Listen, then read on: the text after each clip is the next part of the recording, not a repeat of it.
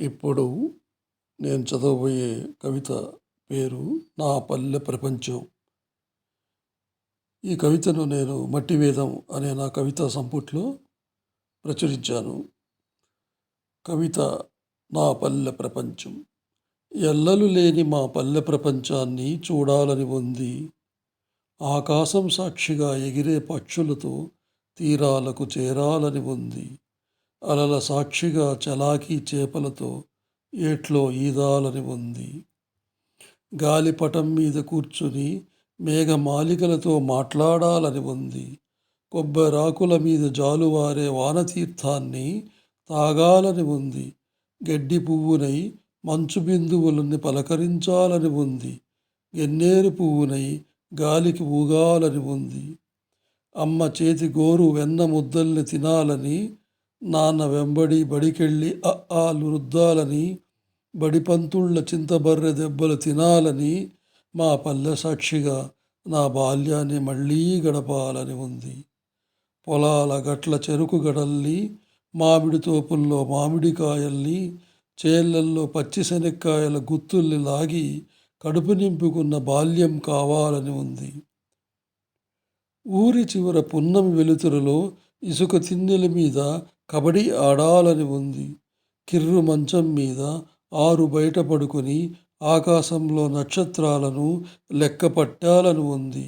మునగ చెట్ల తొర్రల్ని కట్టుకొని దిగుడు బావుల్లో మునిగి ఈత కొట్టిన బాల్యాన్ని నాకెవరిస్తారు? సాయంత్రానికి చెట్ల మీద మూగే కాకుల శబ్దం, ఇళ్లకు చేరే పశువులు చేసే కోలాహలం, గోవులు రేపే గోధూళి వాసన ఇక ఎవరిస్తారు? పల్లె ఒక ఆత్మీయత, పల్లె ఒక అమ్మఒడి, పలకరింపుల ప్రేమల వడ్డనలను వద్దనగలమా? నా పల్లె నా ప్రపంచం, నా పల్లె నా అనుబంధం, నా పల్లె నా అంతరంగం, నా పల్లె నా అంతరాత్మ. పల్లె కోసం పరితపించండి, పల్లె కోసం పరుగు తీయండి, పల్లె కోసం, పల్లె ప్రజల కోసం ఉన్నదానిలో సెలవు చెయ్యండి.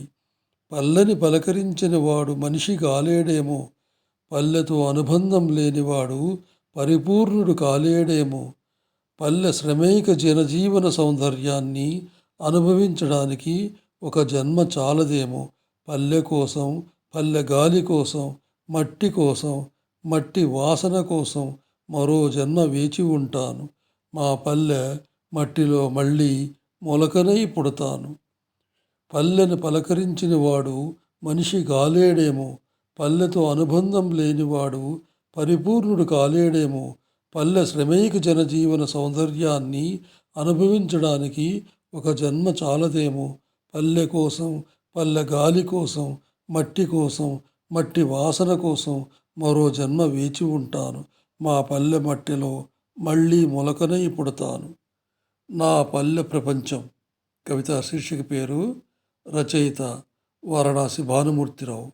ఈ కవిత మీకు నచ్చినట్లయితే ఈ వీడియోని 10 మందికి షేర్ చేసి ఈ ఛానల్ని సబ్స్క్రైబ్ చేస్తారని ఆశిస్తున్నాను. సెలవు. వారణాసి భానుమూర్తిరావు.